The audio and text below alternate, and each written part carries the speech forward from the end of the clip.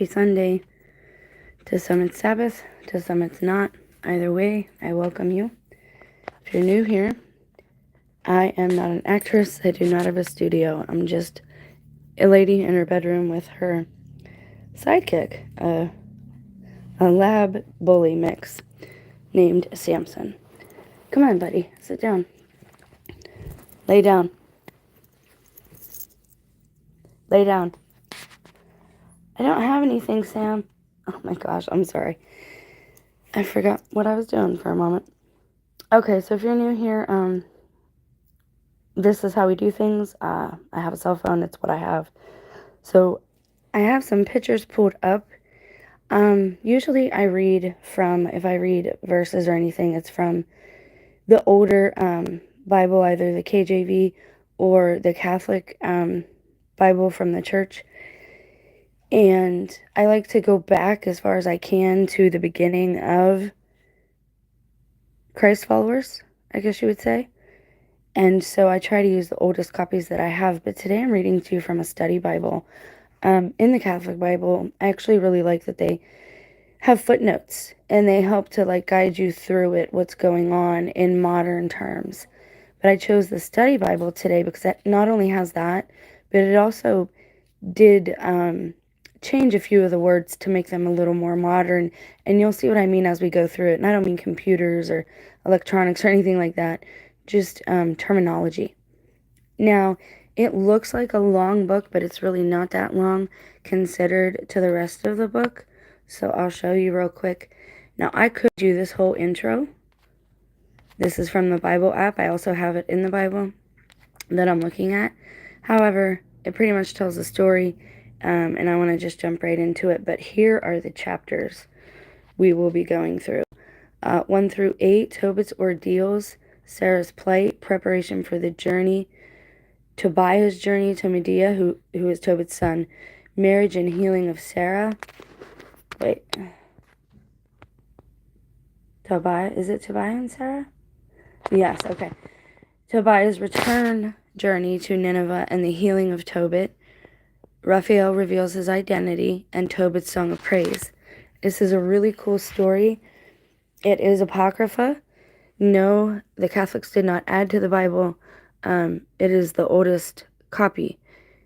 What happened is they were removed when you had the schism take place with Protestantism, and Martin Luther took some of these books out of the KJV that is used now. So I like to, I want a full picture of things. And so thank you for being here. I hope you enjoy it. I do have a sore throat. I was foolish, and went out on my bike the other day when it was chilly and a little wet. But my son was sick, so I had to get him some medicine, and I apologize for my voice. I don't think, I mean, I'll turn comments on so you guys can chat if you want to. I always enjoy that myself. Oh. Okay. So Chapter 1, Tobit. This book tells the story of Tobit, son of Tobiah, son of Hananiel, son of Eduel, son of Gabael, of the family of Aziel, of the tribe of Naphtali, who during the reign of, Shalmaneser, king of Assyria, was taken captive from Thisbe, which is south of Kadesh Naphtali, in Upper Galilee, above and to the west of Asser, north of Fogor. Wow, that's a lot. I apologize. There's a footnote on that, so give me a moment. Tobit, in the fragments of the book found at Qumran, is given as Tobai, an abbreviated form of Tobiah, Tobiah. So you have Yah in there. Or of Tobiabu, a name which means Yahweh is good. Tobiah, God is good. Hananiel, God is merciful. The book abounds in theophoric names. So there's so many different ways to learn from this book. Like I said before, it's a farming manual. It can be used to learn the seasons and the stars. And I don't mean to tell fortunes or anything like that. I mean to know when to plant, when to harvest, when to sleep, when to rest, all that type of stuff. It's a moral. There are moral lessons everywhere, obviously. But the names themselves, you could do a whole rabbit hole on just the names of the Bible alone. Okay, so 1. Tobit's ordeals, his virtue. I, Tobit, have walked all the days of my life on the paths of truth and righteousness. I performed many charitable works for my kinsmen and my people who had been deported with me to Nineveh in Assyria. Hold, please. At first I thought maybe he was bragging, but as I got to reading the footnotes, it starts to explain why he's telling you this. And you get the feeling of Job a little bit, and you begin to understand that no matter how, that it rains on the just and the unjust, right? So I'll continue. When I lived as a young man in my own country, Israel, the entire tribe of my forefather Naphtali had broken away from the house of David and from Jerusalem. This city had been singled out of all Israel's tribes so that they all might offer sacrifice in the place where the temple, God's dwelling, had been built and consecrated for all generations to come. All my kinsmen, like the rest of the tribe of the forefather Naphtali, used to offer sacrifice on all the mountains of Galilee, as well as to the young bull which Jeroboam, king of Israel, had made in Dan. So I'm going to read a footnote real quick for you in case you got lost there. Jeroboam established sanctuaries in Dan and Bethel so that the people would no longer go to Jerusalem for the festivals. The gold statues of bulls which he placed in the sanctuaries were considered, but the people soon came to worship the images themselves. Jeroboam also encouraged the high places or hilltop shrines. Okay? So that's what's going on there. I, for my part, would often make the pilgrimage alone to Jerusalem for the festivals, as is prescribed for all Israel by perpetual decree. Footnote: perpetual decree. Refusing to worship at Jeroboam's shrines, the faithful Tobit continued to bring his offerings to Jerusalem. So even though the king had made that mandate, he is still, at this point, going not against, but he is still with God, right? And that's relevant to today's situation.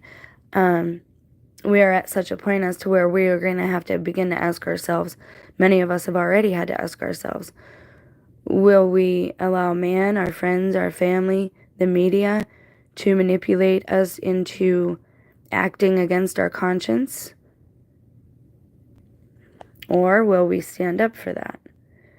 So he keeps going to Jerusalem regardless of what the king had mandated. And he goes on to say, bringing with me the first fruits of the field and the firstlings of the flock, together with 1/10 of my income, he's tithing 10%, and the first shearings of the sheep, I would hasten to Jerusalem and present them to the priests, Aaron's sons, at the altar. So here's the thing, he's not trying to brag here. He is telling you how dangerous it is at this time to worship the one true God at the tippy top of the hierarchy, and that people are still so spiritually blinded or in the dark, like the dark ages, that they're worshiping the actual, it's like the crosses we have. I know that God's not in them. They're a reminder to me, so I like to have them around here and there. But if I made an altar just for that cross and I started, putting offerings before the cross and I was worshiping the cross as if God was in there, then we have a problem. So to the Levites who were doing service in Jerusalem, I would give the tithe of grain, wine, olive oil, pomegranates, figs, and other fruits. Notice what he has there. There's no animals. There's no meat. And I've gone over this and over this. But you have to look at what's not being said, okay? And except for sabbatical years, I used to give a second tithe in money, which each year I would go and distribute in Jerusalem. And now he goes on to tell you about, I believe, the animal sacrifices or whatever. The third tithe I gave to the orphans and widows, and to converts who were living with the Israelites. And here he's showing you, the story is showing you that even before Christ came, right, this is kind of a foreshadowing that he is tithing, he is giving, he is tending to the widows and the orphans and the converts, the new brothers, right, and sisters. Every third year I would bring them this offering, and we ate it in keeping with the decree of the Mosaic law and the commands of Deborah, the mother of my father, Tobiah. For when my father died, he left me an orphan. When I reached manhood, I married Anna, a woman of our own lineage. Now, I'm trying to get my other phone to work, but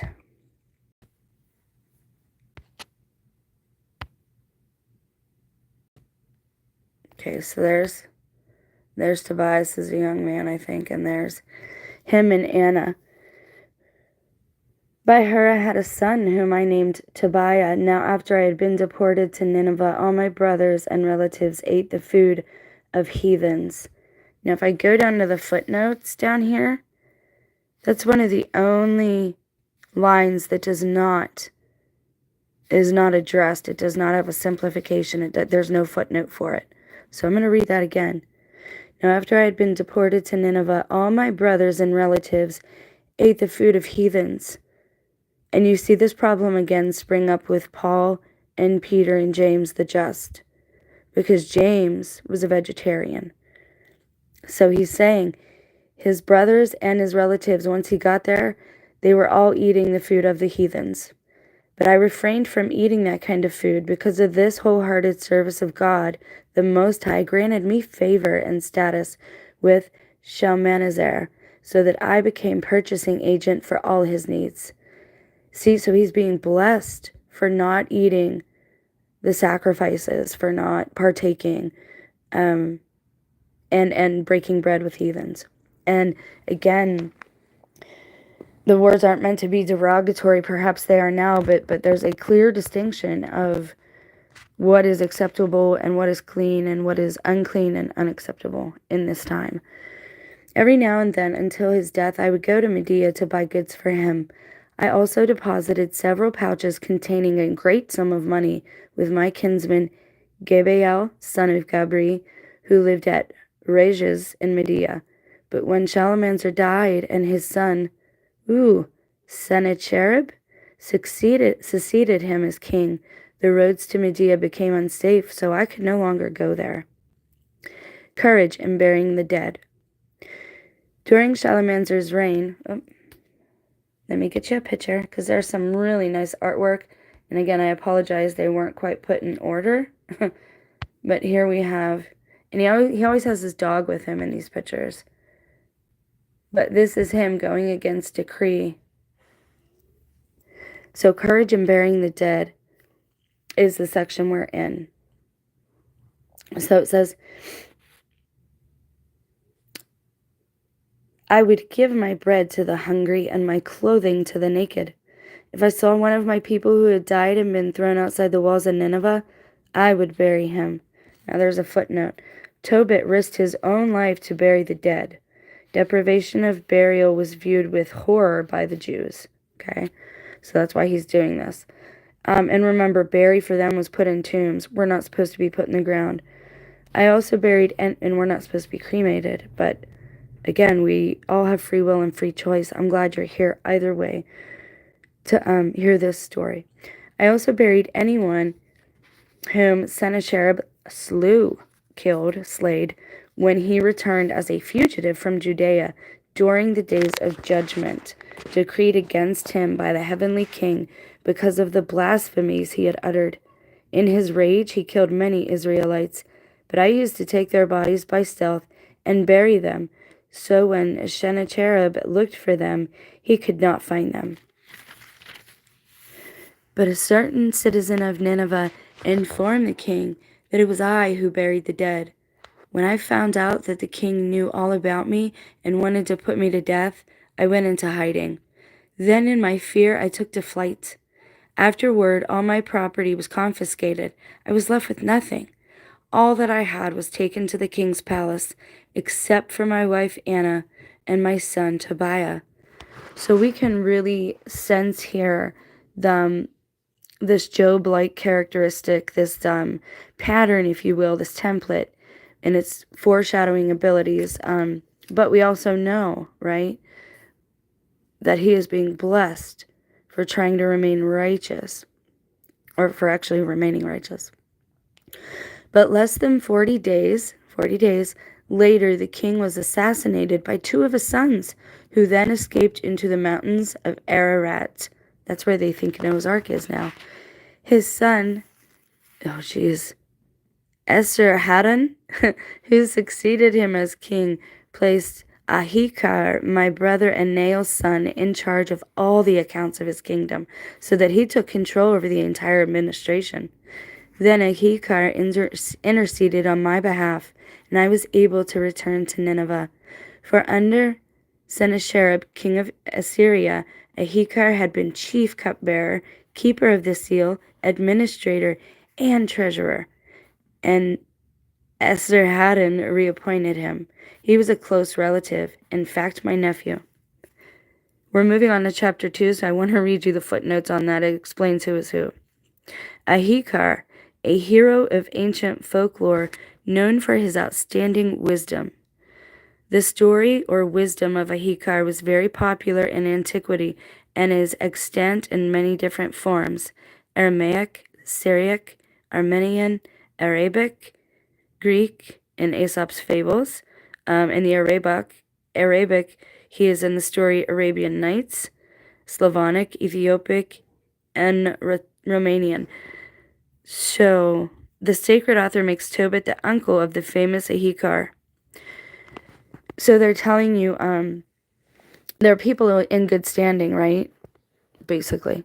Chapter 2. Thus under the kingdom Esarhaddon, I returned to my home. My wife Anna and my son Tobiah were restored to me. Then on our festival of Pentecost, the Feast of Weeks, a fine dinner was prepared for me, and I reclined to eat. The table was set for me, and when many different dishes were placed before me, I said to my son Tobiah, "My son, go out and try to find a poor man from among our kinsmen, exiled here in Nineveh. If he is a sincere worshiper of God, bring him back with you so that he can share this meal with me. Indeed, son, I shall wait for you to come back." Tobiah went to look out for some poor kinsman of ours. When he returned, he exclaimed, "Father," I said to him, "what is it?" "Son," he answered, "Father, one of our people has been murdered. His body lies in the marketplace where he was just strangled." I sprang to my feet, leaving the dinner untouched. And I carried the dead man from the street and put him in one of the rooms so that I might bury him after sunset. Returning to my own quarters, I washed myself and ate my food in sorrow. So let's see, there's a footnote here, and I'd like to read it to you. Almsgiving and charity to the poor are important virtues taught by the book. I washed myself because of ritual defilement from touching a corpse. That's part of the Nazarene vow or oath as well. You are not to touch anything that is deceased, right? Now, Christ, I don't know if when he no, I think he just spoke to Lazarus and he arose. He didn't touch him or anything. But I can tell you from experience, it's not a pleasant thing to do. So yeah, it's not a bad practice. Welcome, whoever you are. Thank you for joining. I would appreciate the thumbs up if you enjoy the surveys, and then us all going ahead with what was voted on. If you like the story and you think it adds something and you're able to learn from it, consider giving it a thumbs up as well. That just lets me know if I'm relaying things or my commentary is hitting the mark, or if I'm missing there. So he is sad now that someone was murdered and they just left him, as if he was nothing, right? So he took him and he put him and set him in a room, and then he is going to bury him. It says, I was reminded of the oracle pronounced by the prophet Amos against Bethel. I actually really like Amos. Your festivals shall be returned into mourning, and all your songs into lamentation. Lamentation means to cry out to God, right? Oh God, help me, save me. This is so hard, it's so difficult, this burden is so heavy. Please take this burden from me. So we're going to see where he gets to and what he prays for. And I wept. Then at sunset I went out, dug a grave, and buried him. The neighbors mocked me, saying to one another, will this man never learn? Once before he was hunted down for execution because of this very thing. Yet now he has escaped. Here he is again burying the dead. So you see the contrast there in the neighbors and Tobit? They are more concerned with him being defiled by touching a dead body. He is more concerned with treating that body with respect and dignity and then carrying out the law of God, right? Tobit's blindness. That same night I bathed and went to sleep next to the wall of my courtyard. Because of the heat, I left my face uncovered. Are you supposed to cover your face as you sleep? That's weird. I did not know there were birds perched on the wall above me, oh my gosh, till their warm droppings settled in my eyes, causing cataracts. And if you don't know what cataracts are, there's a footnote for that, actually. Literally white scales or film. It makes it so you can't see. Puts a glossy film over your eyes, a grayish film, and you can tell when somebody has them if they're that bad. So he got it from bird poo. I went to see some doctors. This is what I said when I said they modernized it a little bit in the study Bible. They changed the word, because they didn't have a word. It wasn't doctors. That's not what they said back then, right? But he says, I went to see some doctors for a cure. But the more they anointed my eyes with various salves, the worse the cataracts became. Yeah, no wonder. Until I could see no more. For 4 years, oh my God, for 4 years I was deprived of eyesight, and all my kinsmen were grieved at my condition. Ahikar, however, took care of me for 2 years until he left for Elamias. So this man of such a status still took time to help someone who he cared for, who was in his employ basically, and also his relative. At that same time, my wife Anna worked for hire at weaving cloth, the kind of work women do. When she sent back the goods to their owners, they would pay her.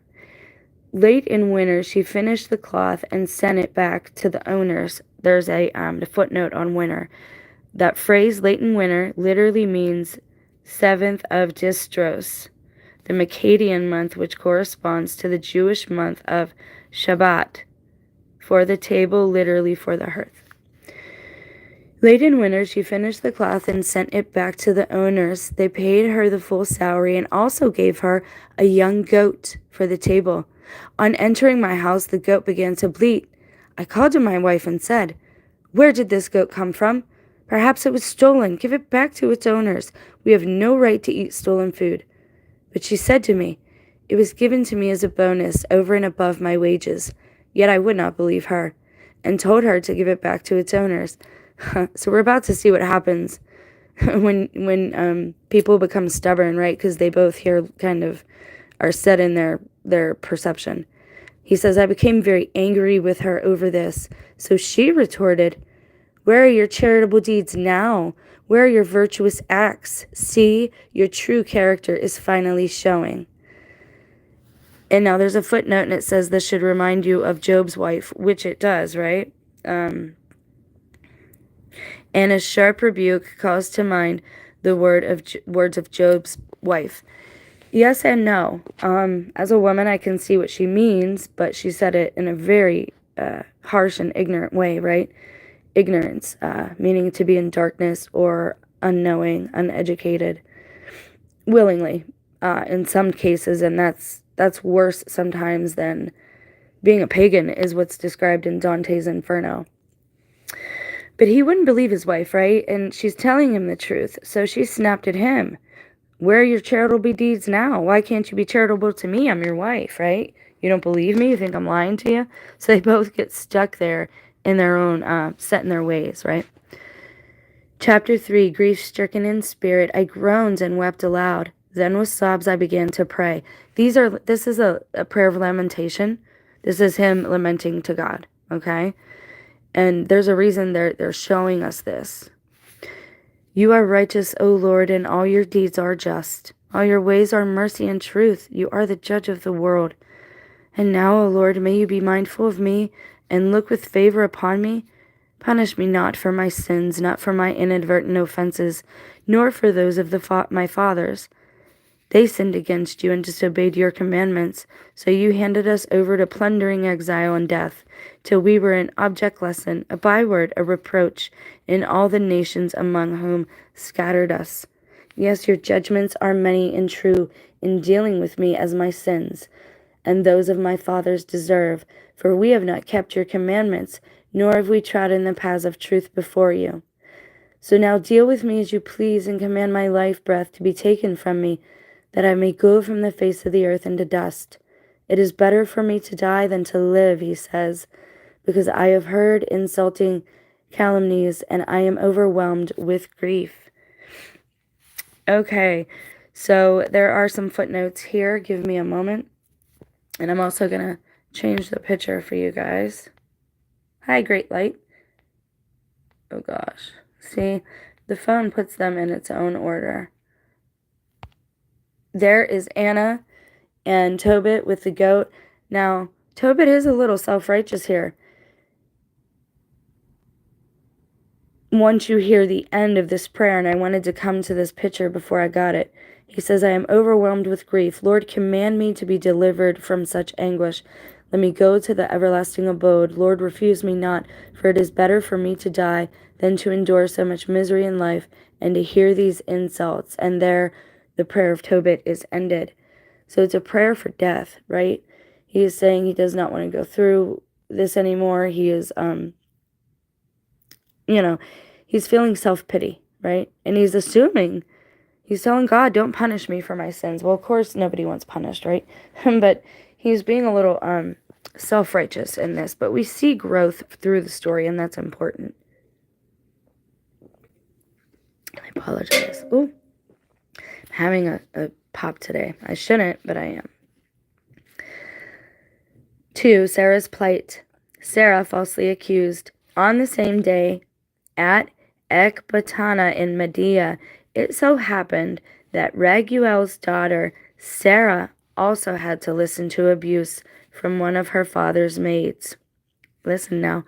For she had been married to 7 husbands, but the wicked demon Asmodeus killed them off before they could have consummated the marriage, as it is prescribed for wives. So there's a footnote on Asmodeus. I hate saying his name, but it kind of is relevant to the story. In Persian, Ashma Deva, demon of wrath, adopted into Aramaic with the sense of the destroyer. He will be subdued by Raphael. God heals. So they tell you the meaning of the names all throughout, which is why I love these Bibles, because they have these helpers, right? It helps us. And do I always agree with the footnotes? No, obviously not. But I'm not a theologian and I'm not a teacher, so I'm willing to at least listen and try to understand how they come to some of the conclusions that they come to. So here enters Asmodeus, and he is a big problem in today's world. I have gone over this before. He is like what is called a general, I guess, in hell in Hades. And so he has his own hierarchy, right? He has demons below him that do as he bids.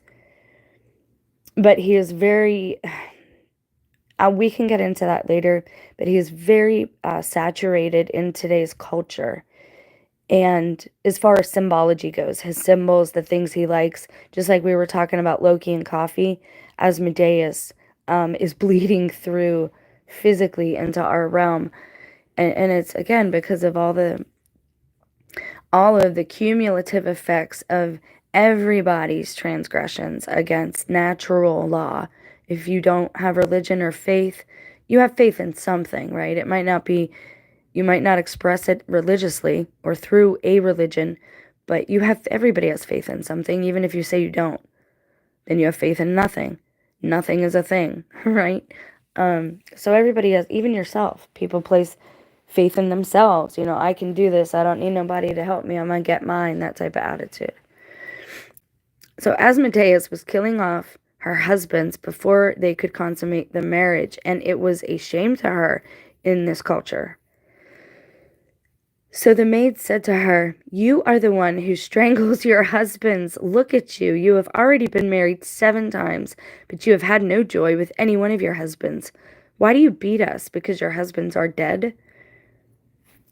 Beat us. Well, that's different. Why does she say that there, right? We don't get to hear that, though, right there. So let's continue. But the maid is falsely accusing Sarah. "Then why not join them? May we never see a son or daughter of yours." Ugh. That day she was deeply grieved in spirit. She went in tears to an upstairs room in her father's house with the intention of hanging herself. But she reconsidered, saying to herself, "No, people would level this insult against my father. You had only one beloved daughter, but she hanged herself because of ill fortune." She's talking to herself, and I do this all the time, which one of us doesn't, right? "And thus would I cause my father in his old age to go down to the nether world laden with sorrow."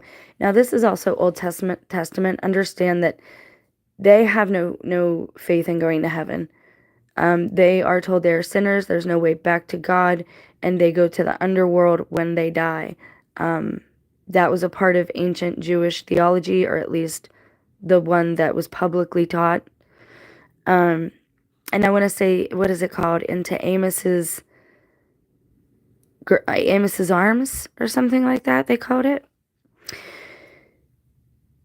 "So it is better for me not to hang myself, but to beg the Lord to have me die, so that I need no longer live to hear such insults."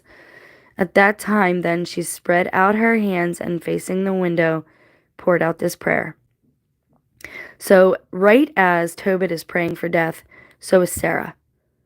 "Blessed are you, O Lord, merciful God, forever blessed and honored is your holy name.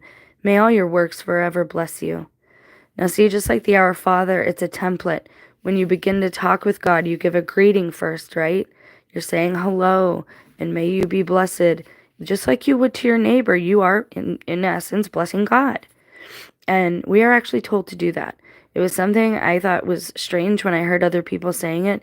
But once you get to understand the meaning of blessed and worship, praise and worship are 2 different things. Worship is where your mind and heart are, where they live, where they spend most of their time. That is what you worship. Then that is your God, basically. And so blessings, when you're saying, "Bless you, Lord," it is a thank you. It is saying, "I pray that your angels in heaven bless you," and just a proper greeting. "And now, O Lord, to you I turn my face and raise my eyes. Bid me to depart from the earth, never again to hear such insults. You know, O Master, that I am innocent of any impure act with a man, and that I have never defiled my own name or my father's name in the land of my exile. Oh, I am my father's only daughter, so am I, and he has no other child to make his heir, nor does he have a close kinsman or other relative whom I might bide my time to marry. I have already lost 7 husbands. Why then should I live any longer? But if it please you, Lord, not to slay me, look favorably upon me, have pity on me. Never again let me hear these insults." In answer to prayer, at that very time, the prayer of these 2 suppliants was heard in the glorious presence of Almighty God. So Raphael was sent to heal them both, to remove... Lay down. Lay down. Sorry, guys. I apologize. So Raphael was sent to heal them both, to remove the cataracts from Tobit's eyes, so that he might again see God's sunlight, and to marry Raguel's daughter Sarah to Tobit's son, Tobiah, and then drive the wicked demon Asmodeus from her. For Tobiah had the right to claim her before any other who might wish to marry her. In the very moment that Tobit returned from the courtyard to his house, Raguel's daughter Sarah came downstairs from her room. Okay, so let me see. I'm seeing if there are any footnotes that are pertinent that you guys would need to know.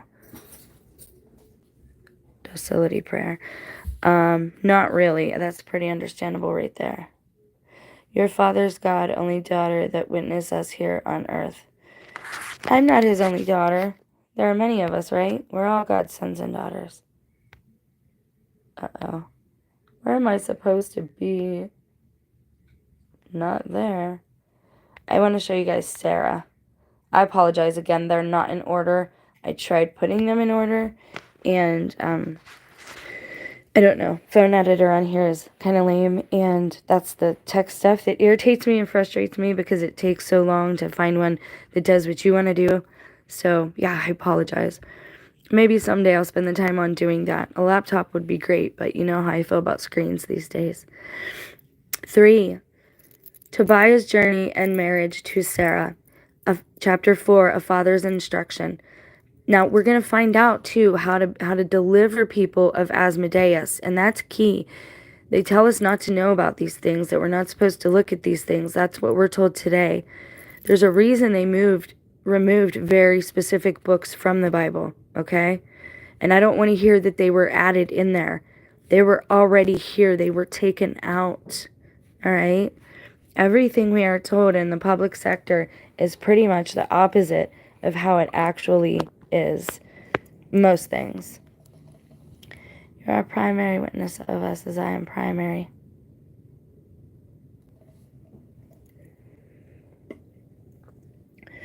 Maybe. Okay. So, a father's instruction. That same day, Tobit remembered the money he had deposited with Gabael at Rages in Medea, and he thought, now that I have asked for death, why should I not call my son Tobiah and let him know about this money before I die? So he called his son Tobiah, and when he came, he said to him, my son, when I die, give me a decent burial. Honor your mother, and do not abandon her as long as she lives. What a good father. Do whatever pleases her, and do not grieve her spirit in any way. Remember, my son, that she went through many trials for your sake while you were in her womb, and when she dies, bury her in the same grave with me.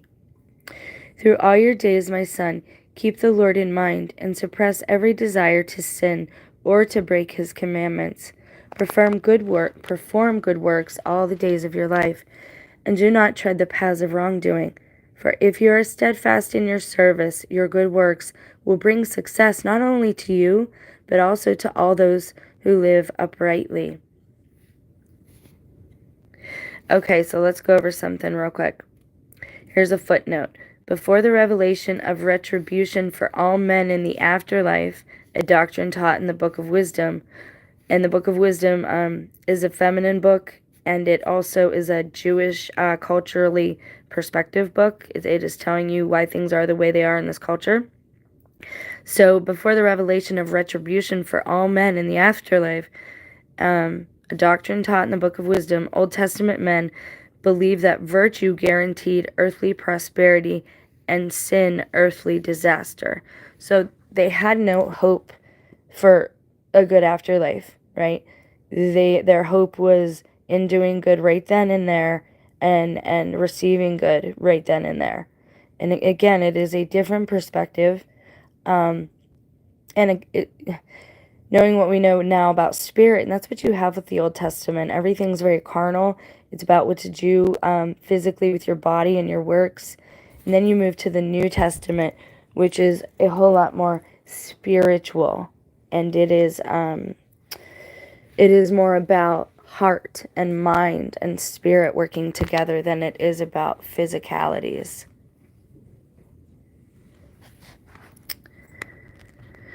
So he's telling him here almost as if, he thinks he's going to die. He's prayed for it, so he thinks it's coming. So this is the wisdom he's giving his son before he passes on. Plus he wants him to have this money that's owed to him as to add on to inheritance. So, again, is he dramatic? I don't know. He has faith that God will do whatever he asks, right?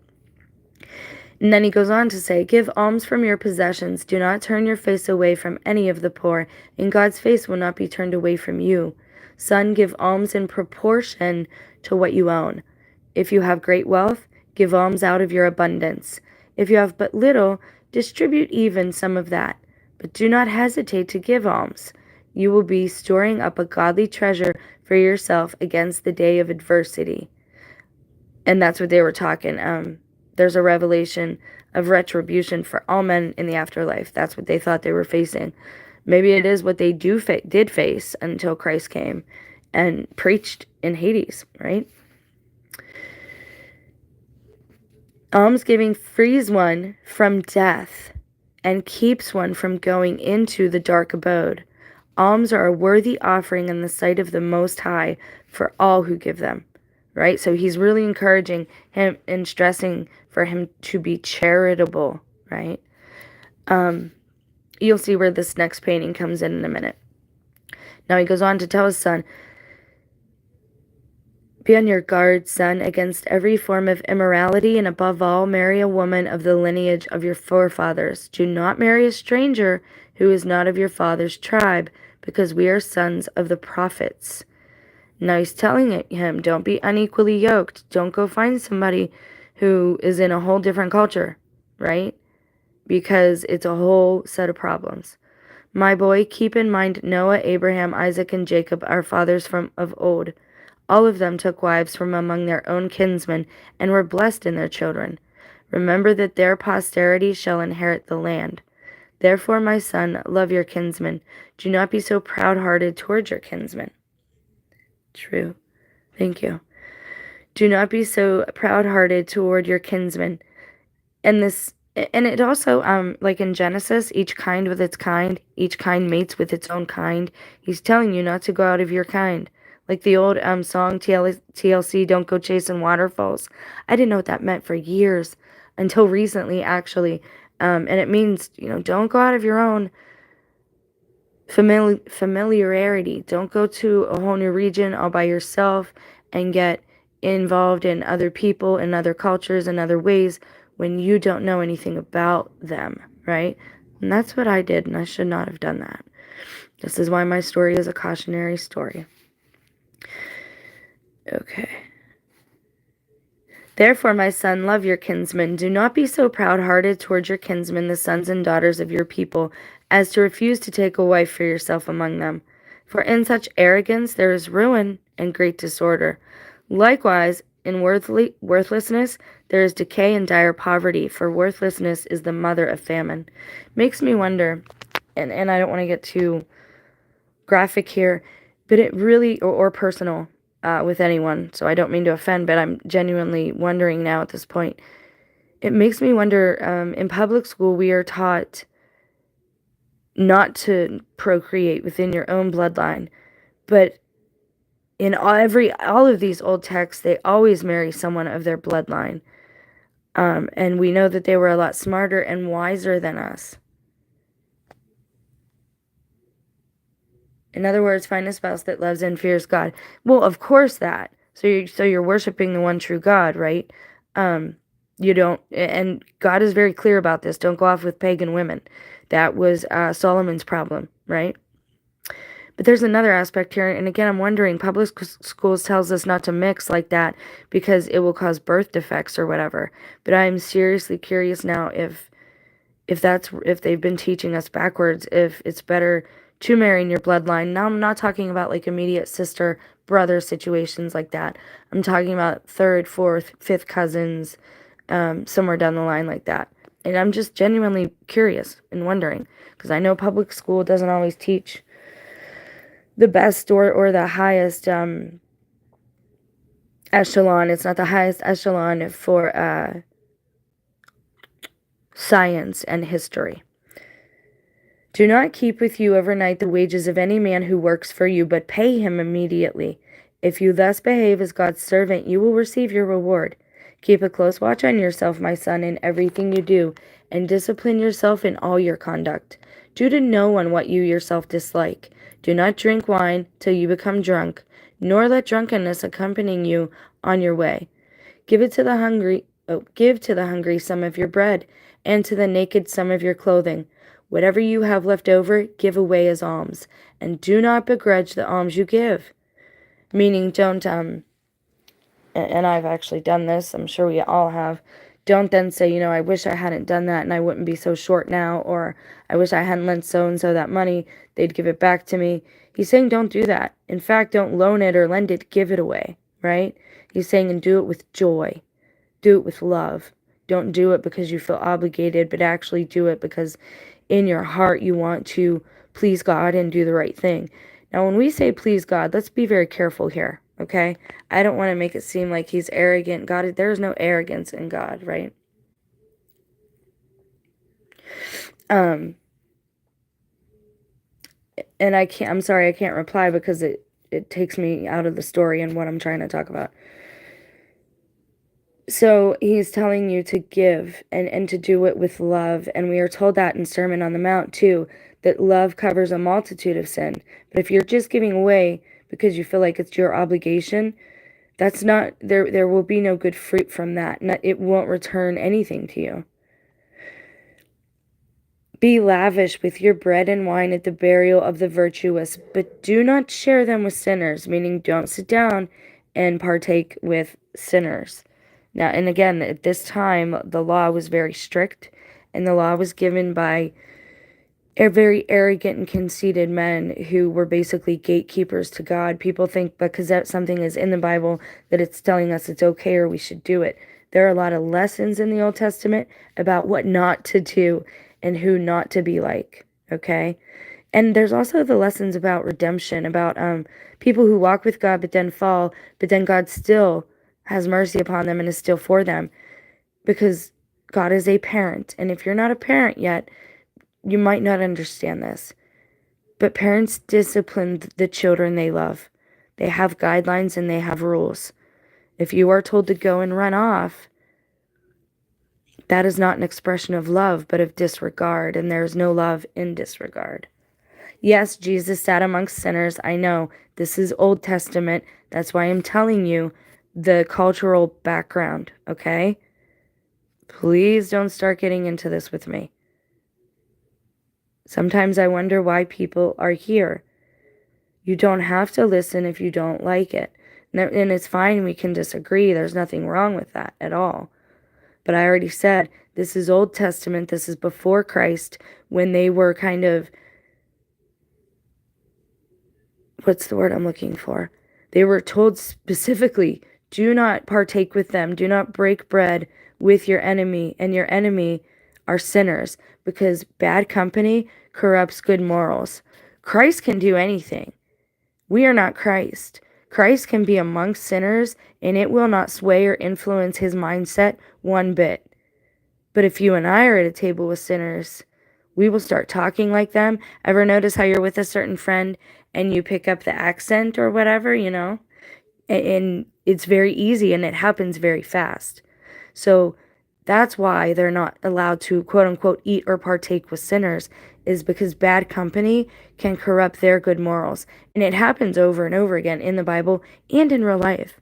We've all had friends who are bad influences on us or have been bad influences on us, right? And the same thing. That's what it's meaning here. Christ can sit with anyone. He is not going to be influenced one way or the other. He's God, man. He is here to show us and be the example of what we should be doing, or at least striving to be, okay, and what we should be doing. So that's why they're told then not to sit with sinners, because it could corrupt your morals. Seek counsel from every wise man, and do not think lightly of any advice that can be useful. Now remember too, this is a man. He might be a man of God, but he's still just a man, right? And they follow the law back then.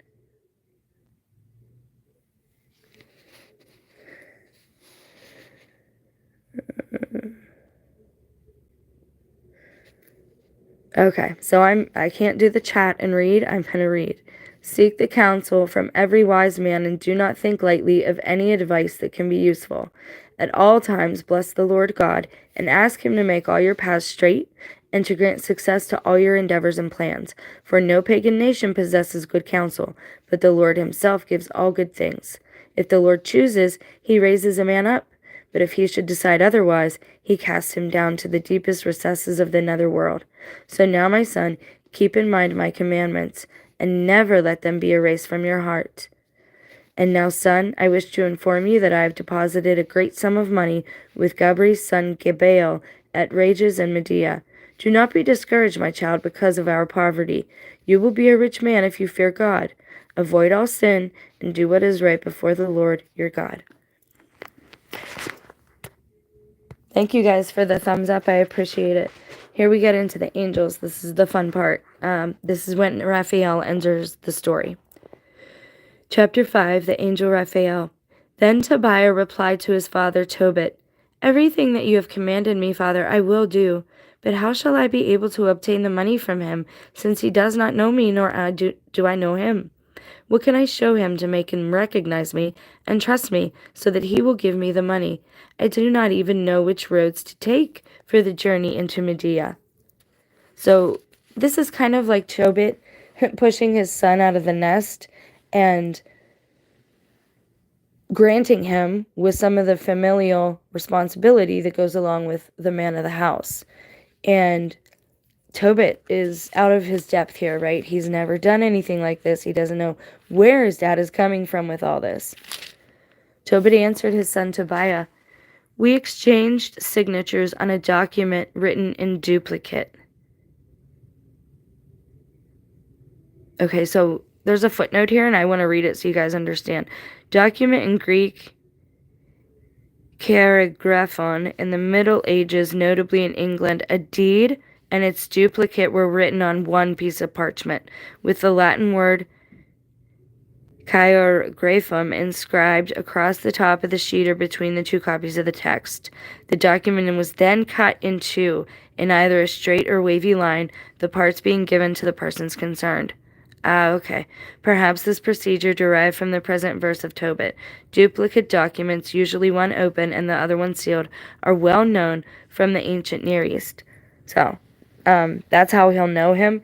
But that gives you a little background information on the etymology.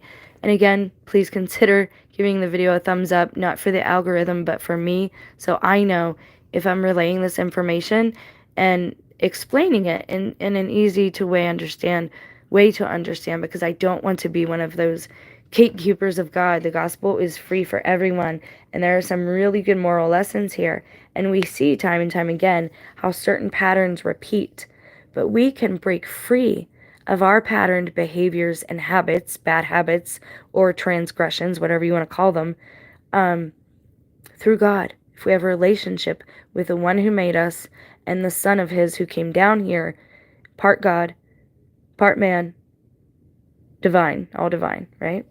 He came down here to show us how to walk this out. Oh, sorry. Still have a little bit of the sore throat from riding around in the cold getting my son his medicine, so I apologize for that. So we exchanged signatures on a document written in duplicate. I divided it into two parts, and each of us kept one. His copy I put with the money.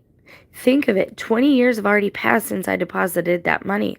So now, my son, find yourself a trustworthy man who will make the journey with you. We will, of course, give him a salary when you return, but get back that money from Gabael. So this is going to be his inheritance, and he's sending him off to get his inheritance. So what else are we being shown here, guys? We talked about this a lot. The hero's journey, right? When the hero starts out not a hero, whatever you want to say, like in today's terms, it would be somebody geeky, somebody emo, somebody nerdy, somebody misfit, who doesn't fit in or whatever. Going off, being kicked out of the nest, basically, to retrieve some treasure. I'll say treasure for now. To, go to find some treasure, because it's a spiritual journey as well. So the hero's journey is a story that's in every story. The biblical story is in every story, just like I've showed you on the other channel with The Little Mermaid and Pinocchio. Every story has the biblical story in it, the hero's journey. So Tobiah, Tobit's son, is about to embark on a hero's journey of his own, and unbeknownst to him, an angel is going to be his escort. Tobiah went to look for someone acquainted with the roads who would travel with him to Media.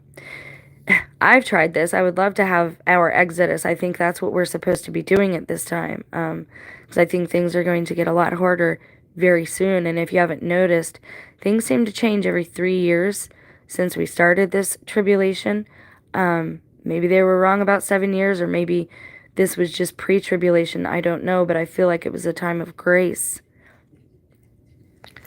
Hold, please. Oh, she's drinking water, the little girl. I'm going to have to take them out shortly. Okay, so let's continue. So Tobiah just went out on the roads. He's looking for somebody to travel with him, which happens sometimes. And that should remind you, if you're a gamer, of like Skyrim, right? He's going out in the village to find somebody to go with him. So he'll pass the blacksmith, he'll pass the shopkeeper, right? So, and he'll see the NPCs. So it's kind of like when you immerse yourself into a story, and that's what you're supposed to do. There are people out there who say you're not supposed to put yourself into biblical stories, but that's exactly what you're always supposed to do. So you can relate to it, and so you can better learn from it. So he's out on the roads just looking for someone, some dude, someone to go with him. As soon as he went out, he found the angel Raphael standing before him, though he did not know that this was an angel of God. Okay, so footnote, he did not know the theme of an angel in disguise occurs frequently in folklore as well as in the Old Testament. They come to you as humans. They will look like human beings, okay? Kind of like Supernatural with Cassiel. Cassiel. I think it's Cassiel, right? So as soon as he goes out, there's Raphael. Because he knows. He doesn't want him to be swayed. He's got to get and go and meet his future wife. So Tobiah said to him, "Who are you, young man?" He replied, "I'm an Israelite, one of your kinsmen. I have come here to work." Oh, okay, so hold up. Angels are allowed to lie to you? Because he's not really an Israelite. I mean, maybe he's in the body of an Israelite or some such thing. Huh, that's interesting. Tobiah said, "Do you know the way to Media?" The other replied, "Yes, I have been there many times. I know the place well. I know all the routes. I have often traveled to Media. I used to stay with our kinsman Gabael, who lives at Rages in Media." So now he's gone so far as to say, "Oh yeah, I've been there, go there all the time. In fact, I even know the guy you're going to see." It is a good 2 days travel from Ecbatana to Rages, for Rages is situated at the mountains Ecbatana on the plateau. Tobias said to him, "Wait for me, young man." So he must be angels do look ageless from what I understand. Some look old, but they have the white hair, but they radiate a sense of youth. But the archangels actually do, cherubs and all that, they actually do look young, okay? So he says, "Wait for me, young man, till I go back and tell my father, for I need you to make the journey with me. I will, of course, pay you." Raphael replied, "Very well, I will wait for you, but do not be long."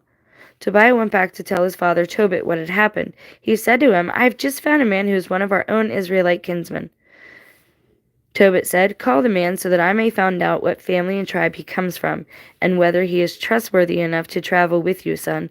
Tobiah went out to summon the man, saying, "Young man, my father would like to see you."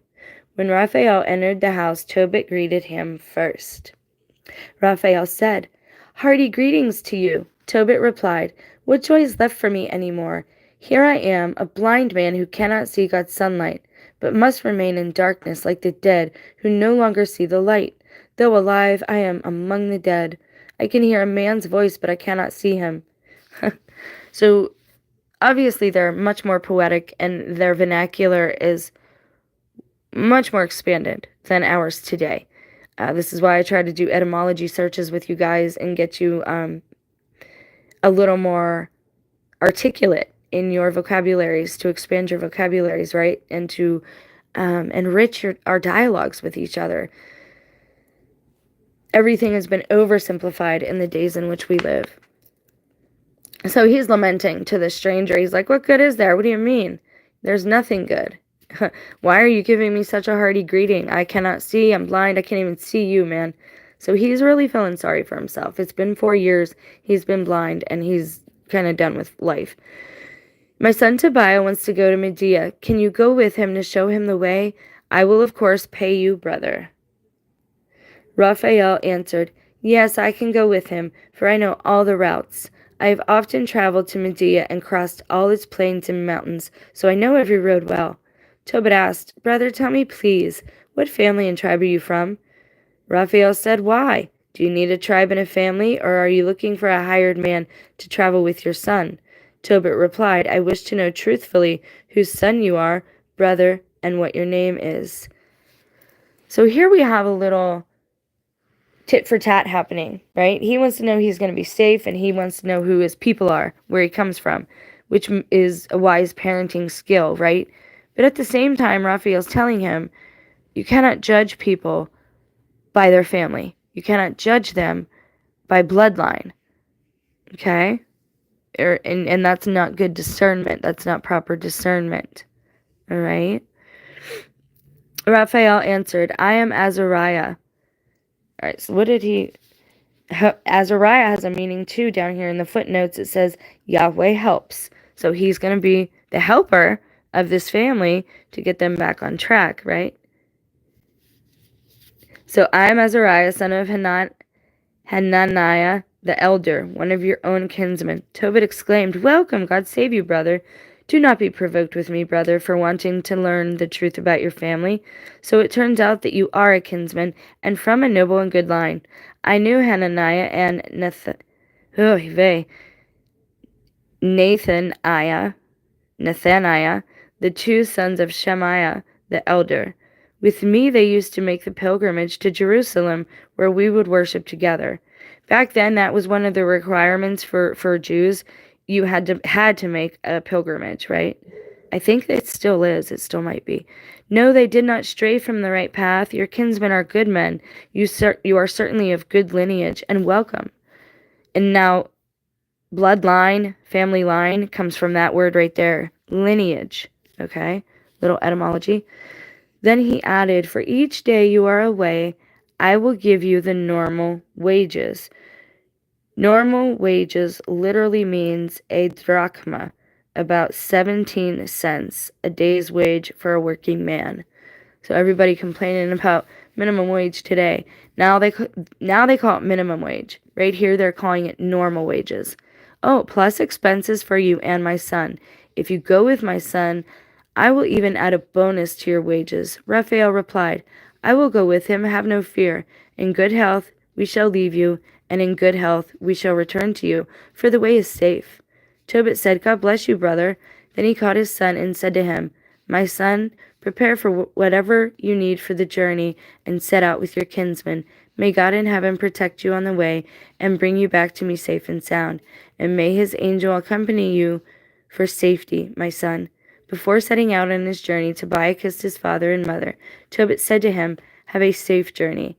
But his mother began to weep. She said to Tobit, Why have you decided to send my child away? Is he not the staff to which we cling, ever there with us in all that we do? I hope more money is not your chief concern. Rather, let it be a ransom for our son. What the Lord has given us to live on is certainly enough for us, Tobit reassured her. Have no such thought. Our son will leave in good health and come back to us in good health. Your own eyes will see the day when he returns to you safe and sound. So no such thought. Do not worry about them, my love, for a good angel will go with him. His journey will be successful, and he will return unharmed. I've read this before, the Gospel of Thomas. This is not the Gospel of Thomas. This is Tobit.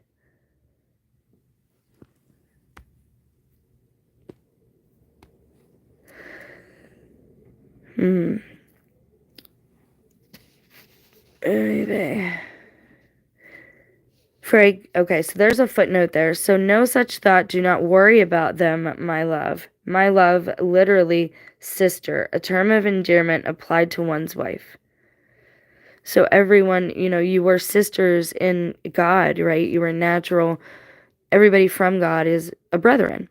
For a good angel will go with him on his journey, will be successful, and he will return unharmed. Then she stopped weeping. A good angel, a reference to the guardian angel, though Tobit does not know, of course, that Raphael himself, disguised as Azariah, is the good angel in this case. God knows what we're going to say before we even say it. He knew Tobit was going to say that, and he sent Raphael, right? God's time is literally different than ours. He's outside of the snow globe, for example, or the ant farm, or whatever you want to call it, to relate in your mind, to better picture it. I'm not saying we're literal ants or anything like that. We're loved. We're beloved. So chapter 6, Journey to Rages. When the boy left home, accompanied by the angel, the dog followed Tobiah out of the house and went with him. The travelers walked till nightfall and made camp beside the Tigris River. Okay, so I want to give you guys a good image. The ones you're seeing are, again, they're a little out of order. I apologize. They always have their dogs with them. The travelers walked till nightfall and made camp beside the Tigris River. Now when the boy went down to wash his feet in the river, a large fish suddenly leaped out of the water and tried to swallow his foot. He shouted in alarm, but the angel said to him, "Take hold of the fish and don't let it get away." Whatever could he be going on about? Check that out. Isn't that wild? It looks like a sea serpent, a dragon in the sea, doesn't it? And they're seeing those little dragons right now in Texas. Okay, sorry about that. But the angel said to him, "Take hold of the fish and don't let it get away." The boy seized the fish and hauled it up on the shore. The angel then told him, "Cut the fish open and take out its gall, heart, and liver, and keep them with you, but throw away the entrails. Its gall, heart, and liver make useful medicines." There's a footnote there. Belief in the healing power of these organs was common among even the physicians of antiquity. So even the doctors knew this. And this is an angel with God's wisdom. He knows almost as well. He doesn't know everything God knows, but everything like this, he knows. All right? Everything about the angelic world. So let's go to... Oh my gosh, where did it go?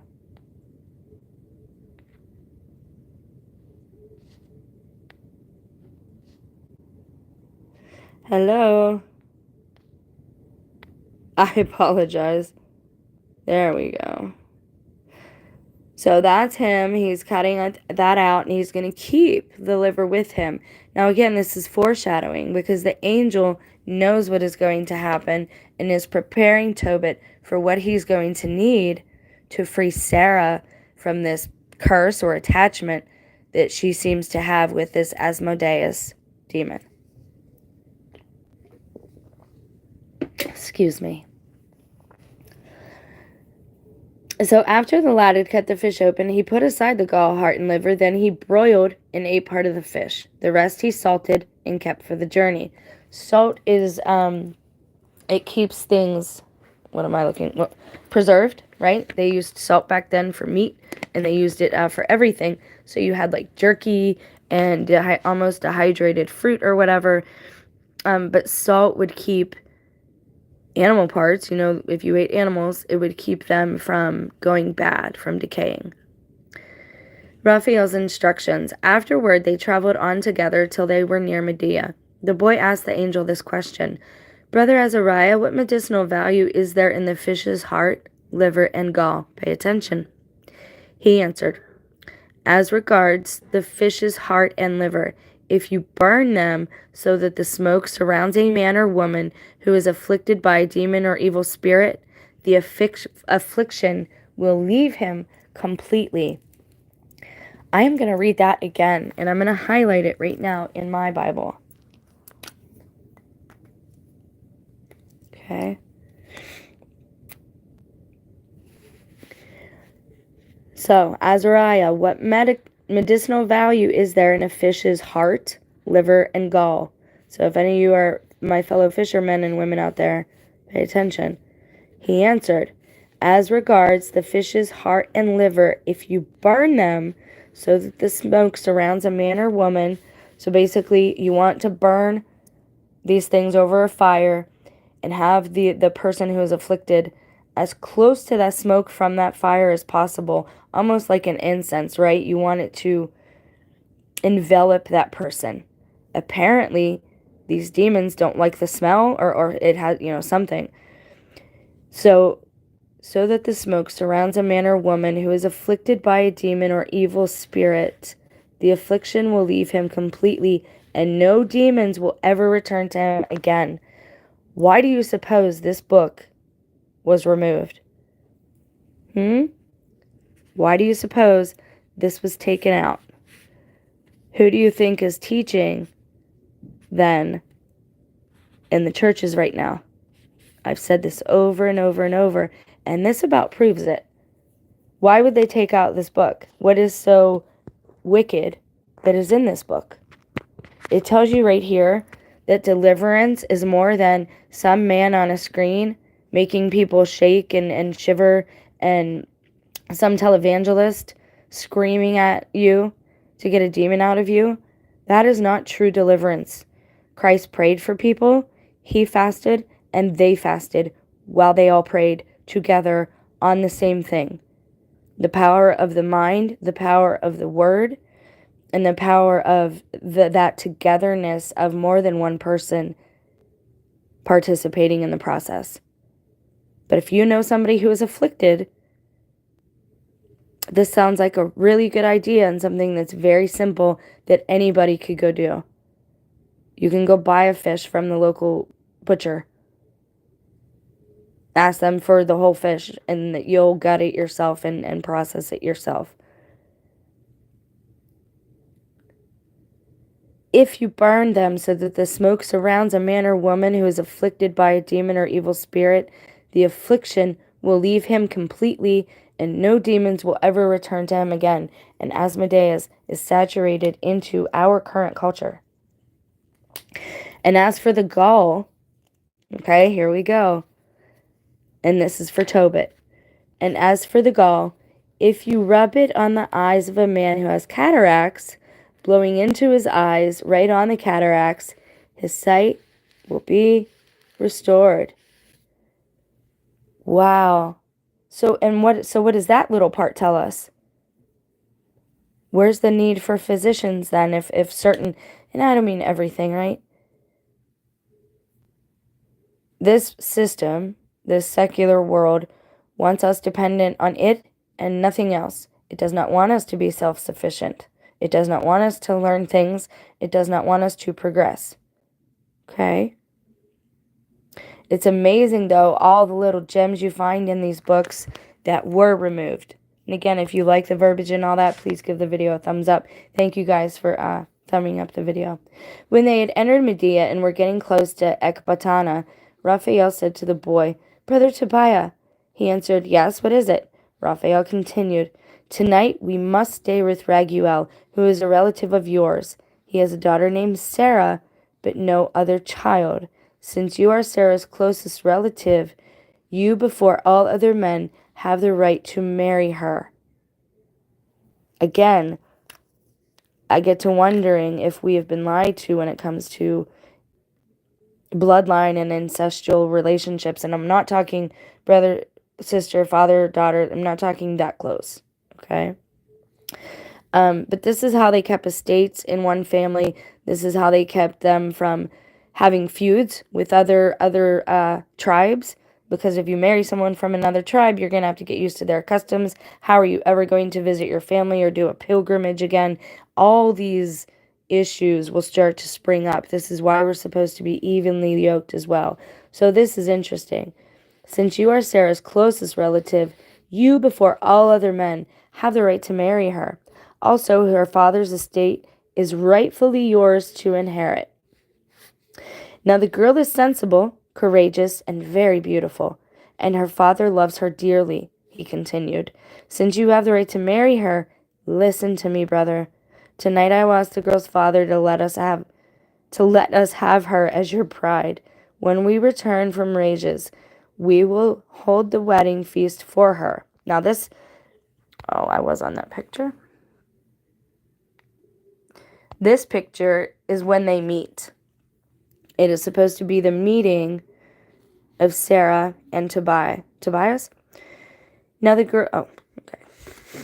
I know that Raguel cannot keep her from you or let her become engaged to another man. That what I find ironic and funny and real world funny here is that he's waiting to the end to tell him the bad news. But she's afflicted with this demon that we gotta get rid of first, or you might die. It might kill you. Okay, so sorry. Raguel cannot keep her from you or let her become engaged to another man. That would be a capital crime according to the decree in the book of Moses. In Numbers, Moses 36:6-8 prescribed marriage within the ancestral tribe, but no death penalty is mentioned. So heed my words, brother. Tonight we must speak for the girls so that we may have her engaged to you. And when we return from rages, we will take her and bring her back with us to your house. Tobiah objected, however. Brother Azariah, I have heard that this woman has already been married 7 times, and that her husbands died in their bridal chambers. On the very night they approached her, they dropped dead. And I have heard it said that it was a demon who killed them. So he already knows, and it doesn't matter how much Raphael tries to puff her up for him. So now I too am afraid of this demon because he loves her. He does not harm her, but he does slay any man who wishes to come close to her. I am my father's only child. If I should die, I would bring my father and mother down to their grave in sorrow over me, and they have no other son to bury them. Raphael said to him, Do you not remember your father's orders? He commanded you to marry a woman from your own family. So now listen to me, brother. Do not give me another thought to this demon, but marry Sarah. I know that tonight you shall have her for your wife. When you go into the bridal chamber, take the fish's liver and heart, and place them on the embers for the incense. So a lot of people, like for heat back then, you would already have a fireplace, right? Or you would have like a little, like we have fire rings today, you would have something small like that, but like a bowl setting somewhere in the room to help it keep the stones and whatnot warm, depending on your wealth and your status level as well. All these things depend on that. But just to explain, he's not actually burning a giant fire, right? You just want the smoke. You just want the smoke, the smell to get on that person so that the demons flee.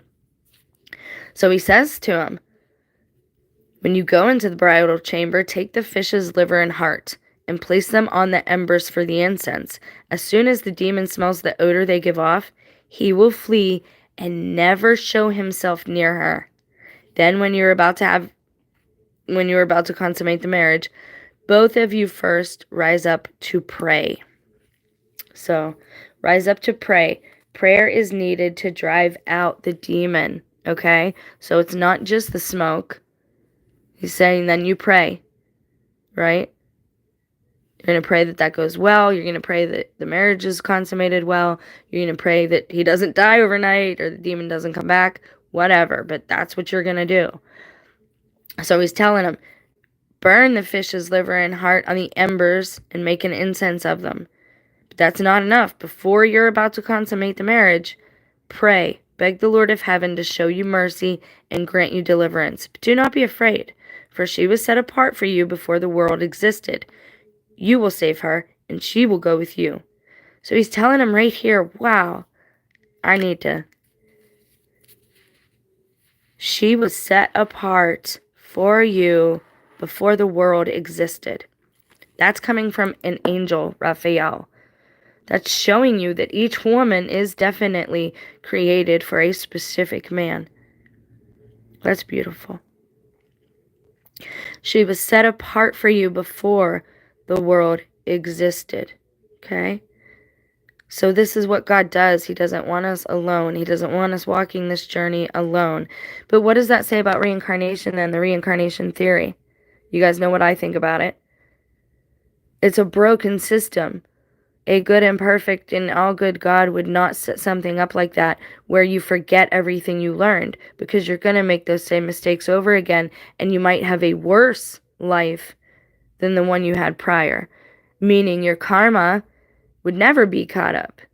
How are you going to catch it up if you're always doing things? It's a broken system. It's all circular reasoning. But I told you, this is what the ancient Babylonians do. This is their alternative, because they won't bow to Christ and they won't bow to man, was the most important thing. They would not bow to Adam in heaven. And God wanted the angels to serve us. But he also we're not, that doesn't mean we're allowed to boss them around or anything like that. We're not God. We need to make these distinctions, right? Just like our friend earlier said, well, Christ sat with sinners. Yeah, that's Christ. And he tells us later, right, that these things should be done. This is how you heal people, is by sharing the gospel with them and sharing love with them. But you got to grow to that point, right? You have to grow to the point where you're able to resist temptation, right? You wouldn't take a baby to a park and expect them to get on the monkey bars all by themselves at 6 months old, right? It's kind of the same thing.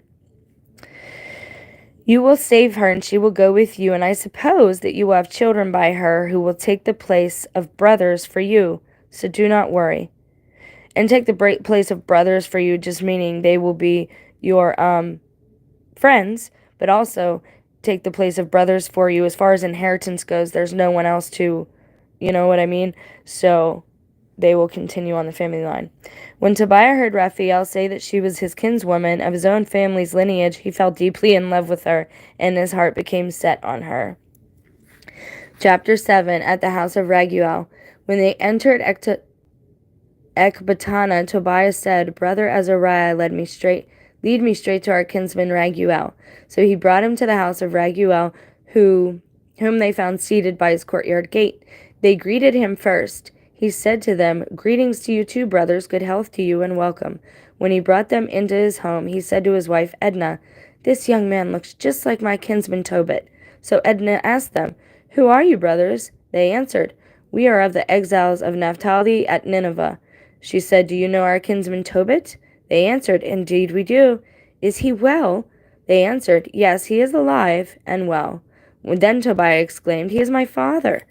Raguel sprang up and kissed him, shedding tears of joy. But when he heard that Tobit had lost his eyesight, he was grieved and wept aloud. He said to Tobiah, My child, God bless you. You are the son of a noble and good father.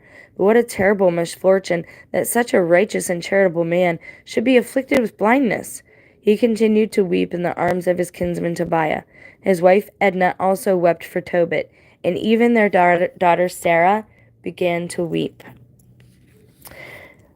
I will read up into the marriage part, and then I will save it to do a part 2. I didn't want to have to do a part 2, but it does get to be rather long when you're going through everything. Did I put the marriage picture in here? I don't want to go madly through everything again. Okay, and there should be.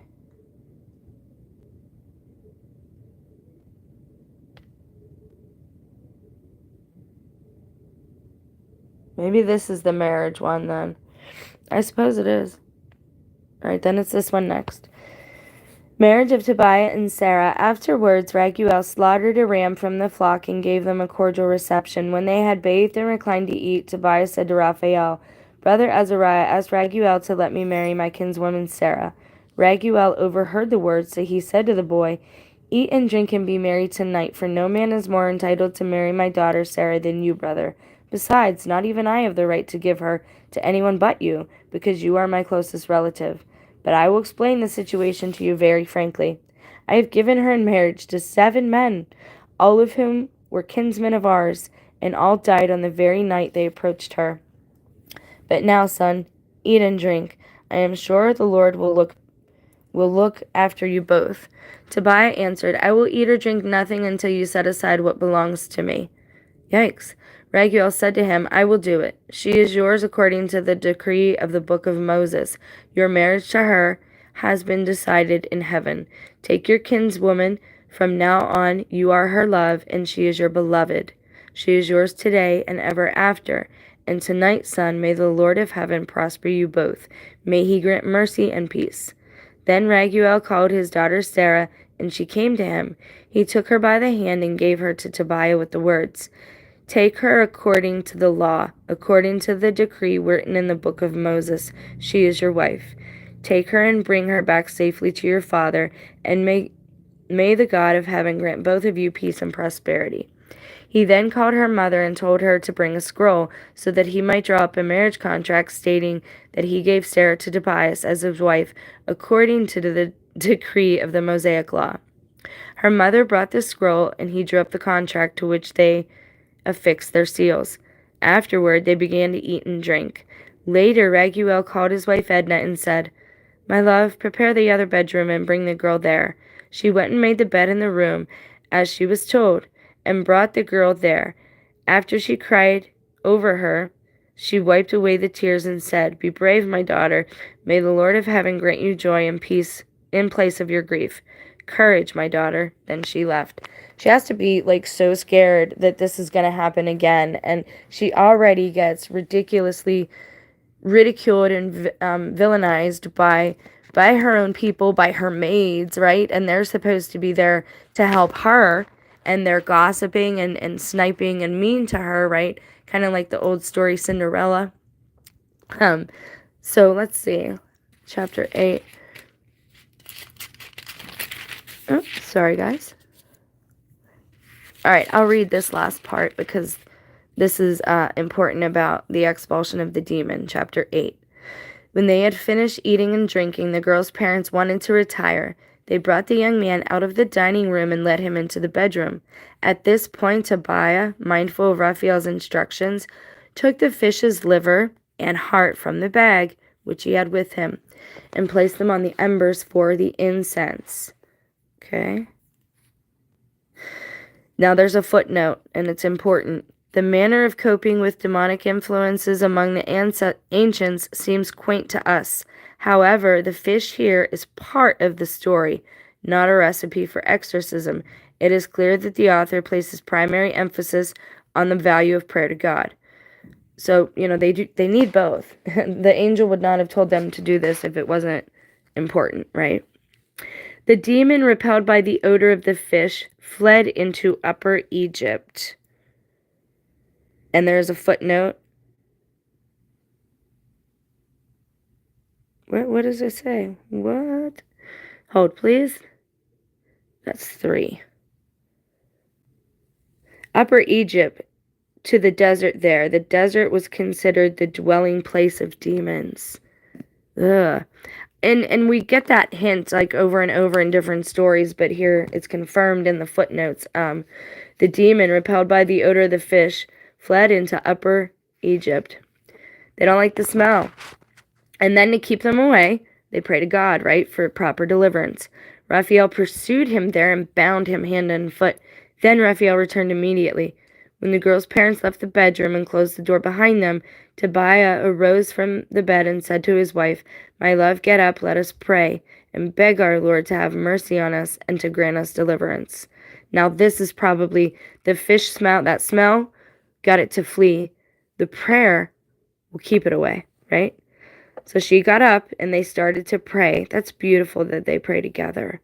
He began with these words, Blessed are you, O God of our fathers. Praise be your name forever and ever. Let the heavens and all your creation praise you forever. You made Adam and you gave him his wife Eve to be his help and support. And from these two the human race descended. You said it is not good for the man to be alone. Let us make him a partner like himself. Now, Lord, you know that I take this wife of mine, not because of lust, but for a noble purpose. Call down your mercy on me and on her, and allow us to live together to a happy old age. And he pointed out that he is not doing this out of lust, but because it's the right thing to do, it's his responsibility, and because he already loves her. But that is because God made him for her, so of course he loves her. They said together, Amen, amen, and went to bed for the night. But Raguel got up and summoned his servants. With him they went out to dig a grave. I'm sorry. They assume that it's not going to, well, I don't think they told him what they were going to do. Raguel got up and summoned his servants. With him they went out to dig a grave, for he said, I must do this, because if Tobias should die, we would be subjected to ridicule and insult. When they had finished digging the grave, Raguel went back into the house and called his wife, saying, Send one of the maids in to see whether Tobiah is alive or dead. If necessary, we may bury him without anyone's knowing about it. I'm sorry, that's comical to me. She's these poor people, right? She sent the maid, who lit a lamp, opened the bedroom door, went in, and found them sound asleep together. The maid went out and told the girl's parents that Tobiah was alive and that there was nothing wrong. Then Raguel praised the God of heaven in these words. So not only did they do the fish to make the demon flee, not only did they pray together as husband and wife, united in prayer to keep the demon away and to send up supplications to God, right? But now the father is also praying over the marriage. This is a blessing. This is how you end up having a strong foundation for a good marriage, right? Even if you don't have love right away, but lust is never a reason to get married. Wanting to have children, money, those things are never good reasons to get married. They are not appropriate reasons. Blessed are you. So this is Sarah's father. Blessed are you, O God, with every holy and pure blessing. Let all your chosen ones praise you. Let them bless you forever. Blessed are you who have made me glad. What I feared did not happen. Rather, you have dealt with us according to your great mercy. Blessed are you, for you were merciful toward two only children. Grant them, Master, mercy and deliverance, and bring them their lives to fulfillment with happiness and mercy. Wow, that's amazing. So you have not only the couple that got married praying over their marriage and praying for deliverance, but also the father. So they are actually united in prayer and their intention for the prayer, right? And the more you do this and the more you have this happening, the greater the return you'll see. And by I mean spiritual returns, right? Then he told his servants to fill in the grave before dawn. Wedding feast. He asked his wife to bake many loaves of bread. And then they end up leaving or what have you, so we'll do this. He asked his wife to bake many loaves of bread. He himself went out to the herd and picked out 2 steers and 4 rams, which he ordered to be slaughtered. So the servants began to prepare the feast. He summoned Tobiah and made an oath in his presence, saying, For 14 days you shall not stir from here, but shall remain here eating and drinking with me, and you shall bring joy to my daughter's sorrowing spirit. Take, to begin with, half of whatever I own when you go back in good health to your father. The other half will be yours when I and my wife die. Be of good cheer, my son. I am your father, and Edna is your mother, and we belong to you and to your beloved now and forever. So be happy, son. What a great example this is about a family rallying around a new couple. If we all had this was something that I try to instigate in my own life in ways, but I'm not around people that I'm evenly yoked with. We are different kinds, and so it's a cooperative effort. But I think that's a good place to stop for now. There's not much left.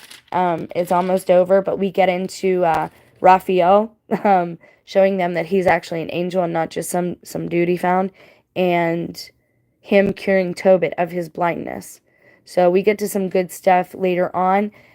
Maybe I will read it and upload it, or maybe I'll just read the other half next Sunday. I'll probably ask you guys what you want to do. Watch the channel for any uploads. You know how that goes. They don't always